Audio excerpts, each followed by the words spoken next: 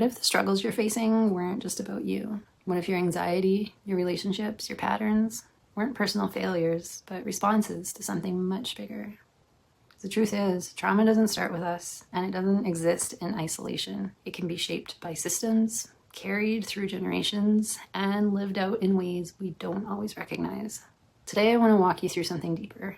Not just trauma, but the full picture. I'm Melissa. I'm a trauma-informed mental health educator and counselor.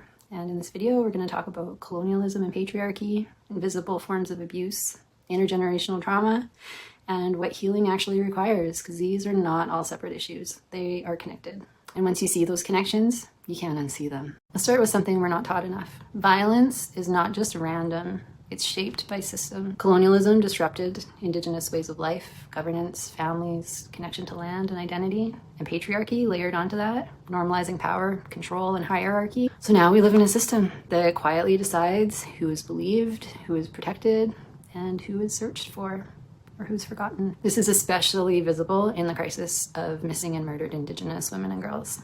But it also affects Indigenous men and boys, just in different ways.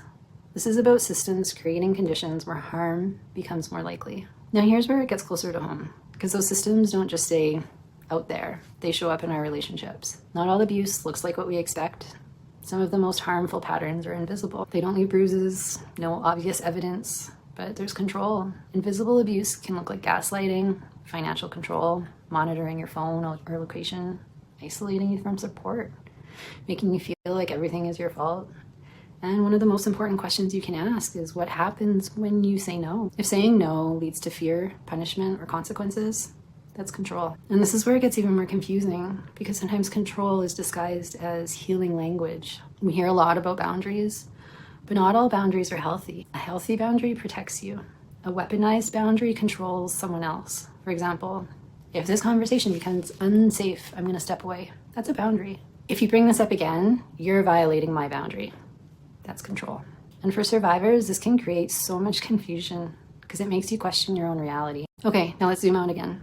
Because for many Indigenous people, this doesn't start in our lifetime. This is intergenerational. Trauma gets passed down through biology, behavior, family systems, community, and it comes from very real histories. So residential school, family separation, cultural erasure, violence and loss. So what you might be feeling today, like anxiety, disconnection, identity struggles, emotional overwhelm, may not just be yours, but also something you inherited. There's a concept called the soul wound. It's the idea that trauma doesn't just live in the mind or body. It lives in the spirit, identity, memory. It's what we carry as people.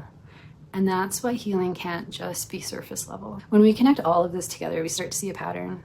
Systems create power imbalances. Power imbalances shape relationships. Those experiences become trauma, and that trauma gets carried forward. It's a cycle, and cycles can be broken, but healing has to be understood differently because it's not just about coping, it's about mindset.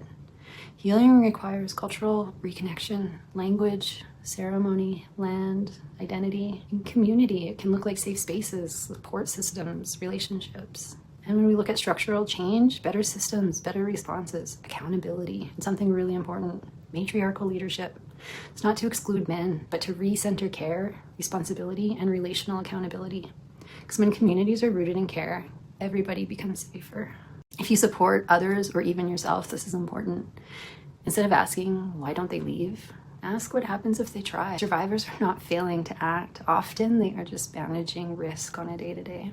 And what they need is safety, choice, support without pressure. For a long time, Indigenous communities have been described as broken, but that's not the truth. We're carrying survival, resilience, strength. Yes, carry trauma, but we also carry the knowledge to heal. So if you take anything from this video, let it be that you are not the problem. What you're feeling makes sense. What you're carrying has a history. And healing is not just personal, but also collective, cultural, and very much possible. If this resonates with you, I share more about trauma-informed healing, Indigenous wellness, and just coming back to yourself. You can follow, subscribe, or check out the resources in my bio.